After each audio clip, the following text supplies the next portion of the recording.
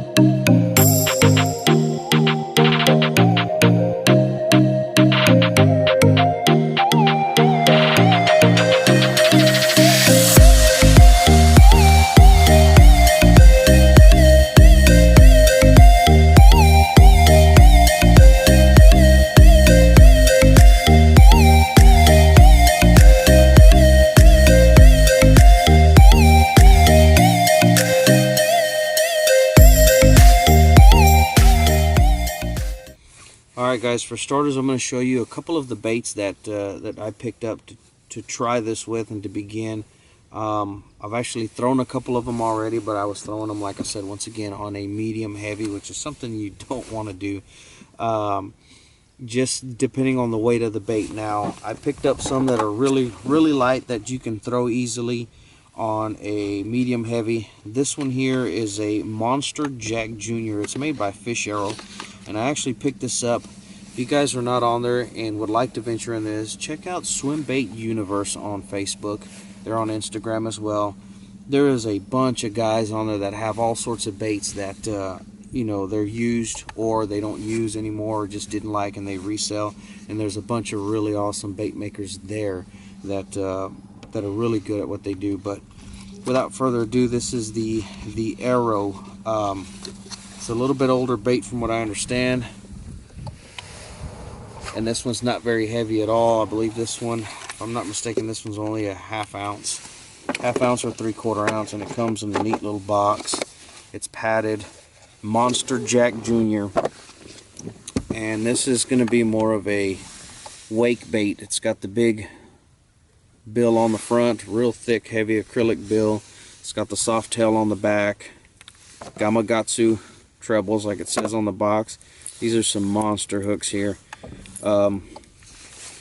This one, I believe I picked this one up for, it was literally 20 bucks, I believe is what I paid the guy, and it came brand new in the box. I tied the first the knot on it. This one didn't have quite the action that I wanted, so once I purchased this, I decided, well, I'm going to go to Tackle Warehouse and see what they have, and that's where I ran into these guys. This one is the one I have tied on now. This is a Sinking 178 by Ima, and it's the Glide Fluke, and I got it in the shad color. This is a Japanese design, and I'll show you guys some action on this one here. This one by far is my favorite so far. I have not thrown this one, but this one has some amazing action. So the third one I decided to purchase is by Jackall. This is called the Gantrel, and it is a just a little over 6 1/4 inches long. This one is almost 2.5 ounces, 2.45 ounces. I'm not gonna lie, on this one, the main attraction for this one for me was the paint. It's a really good looking lure, and just the paint itself. I don't know what the action is like, but it's got the Gantrel on the top, and all of these fins are hard, none of them are soft.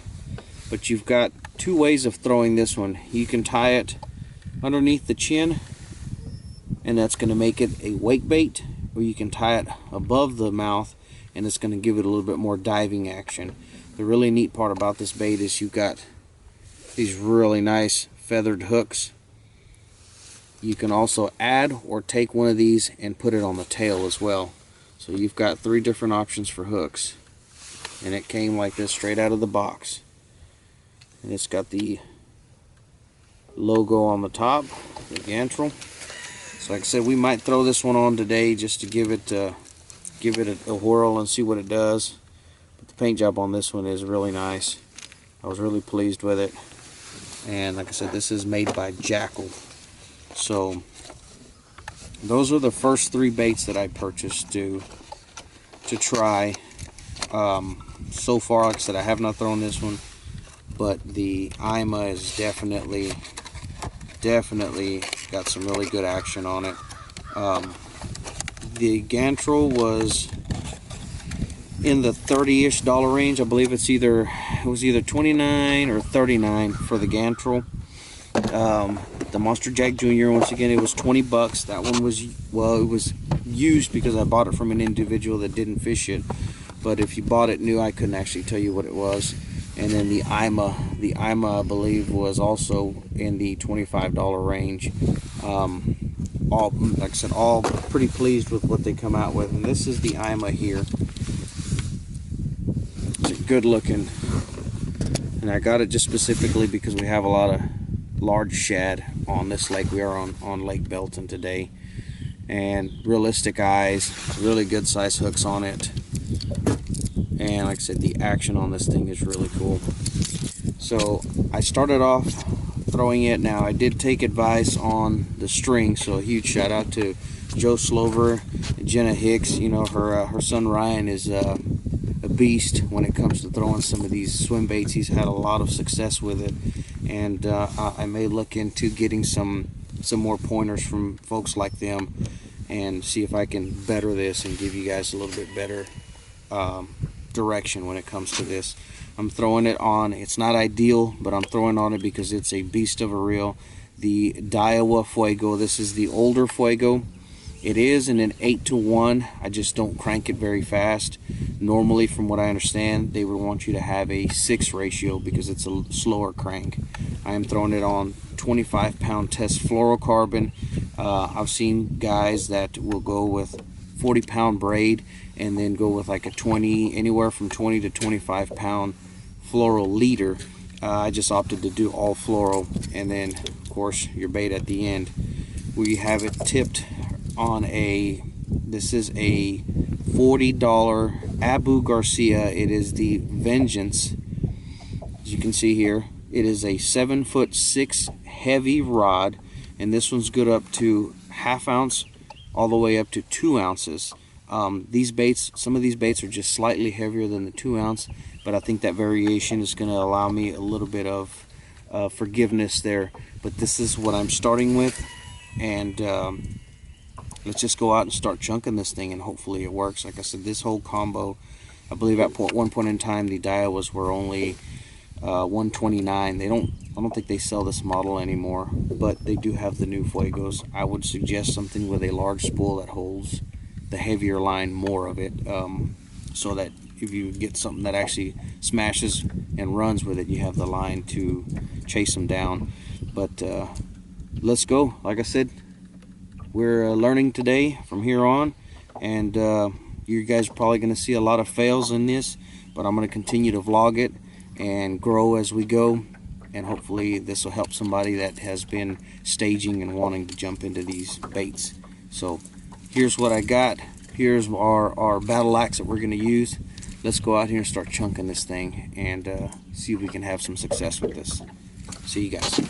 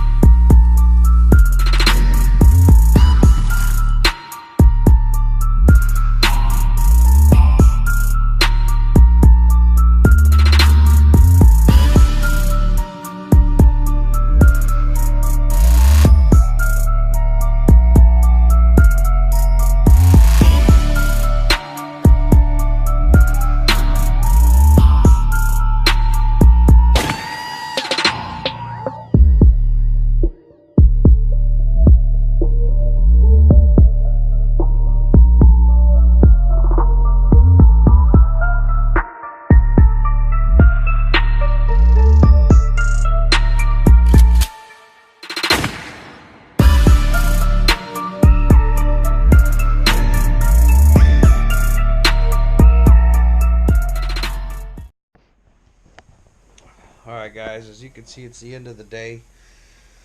We went ahead and loaded up and left. Day was unsuccessful. I finally caved in just a little bit, and we caught one fish out of, see, we were on there 9, 10, 12, 1, 2, 3, 4. We were on there for 8 hours today, and I managed one smallmouth on a square bill crankbait after relentlessly just throwing both. I tried the Gantrel and I tried the Ima. Still my favorite out of the three by far. Has the most action. The Gantrel works great. Doesn't have as much action as the Ima. And the Arrow, well, that one just takes a little bit of finessing. But like I said, unfortunately we came up short-handed today. But we're still chugging along. Thank you guys for checking out the video. If you have any suggestions, if you have any tips, tricks, send them my way. Hopefully you guys continue to follow this vlog as we go, and maybe we'll get to the point to where yanking fish out. Till next time, thank you for watching RPG Outdoors. Thank you for working through this with me. Like I said, I hope this is going to strike somebody to want to move and try something different, go out of your comfort zone. Until then, we'll keep on chugging. See you guys on the next one. Y'all have a good one.